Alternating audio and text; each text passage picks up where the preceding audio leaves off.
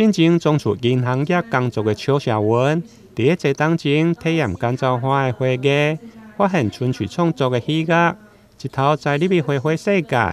伫个白漂多年以后，返来家己的故乡，伫永康盐行开了一间花艺工作室。因为接触的人客大部分来自邻近新开发的东桥里，加上东桥里无花店，因此伫个东桥八街来开设品牌花店小精灵花艺。以前我是在银行业工作，然后后来就是在自学花艺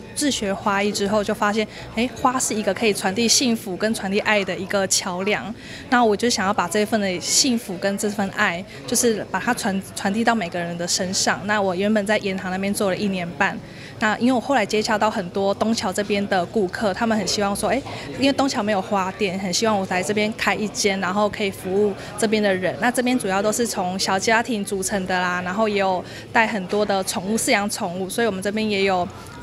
宠物的友善花材，然后也有小朋友的像办 party 啊，或者小朋友的小花束，我们有服务各式各样年龄层，所以我们就选在东桥里的这个地方，然后选到一个空间很美好的地方，让大家可以有一个很好的购物体验。东桥社区是由大量的小家庭共同营造的生活圈，伫个开幕当天，包括在地里长欧巴团队以及台南有名的艺术艺术家李浩本，拢应邀出席。现场还佫展示艺术艺术家艺术创作，将艺术甲花艺来做完美的呈现。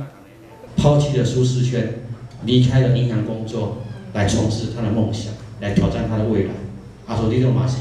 我嘛是伫病做概念书啦吼，以前是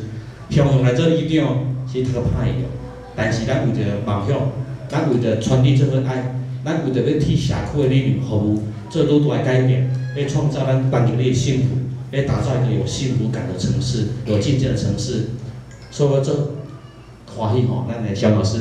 来这个店开，哇，我当家里吼，也做提一个。今天可以走进小精灵。大家就是艺术家，人人都是艺术家，但是人人都不知道自己是艺术家。艺术生活化，艺术生活化，它在小精灵里面已经慢慢的展现。客户进来，他可以看到艺术品；客户进来，他可以在他的花艺里面融入在我们的生活中。花艺师邱小文表示，开幕以后结合社区。未来将无定期推出活动，尤其7月份的银色情人节，甲8月份的七夕情人节，将首次推出双情人月的活动，从今日起到8月底，情人节的季节花束上价只要599块，同时还佫享有入会礼相同的优惠。台南新闻林根采访报道。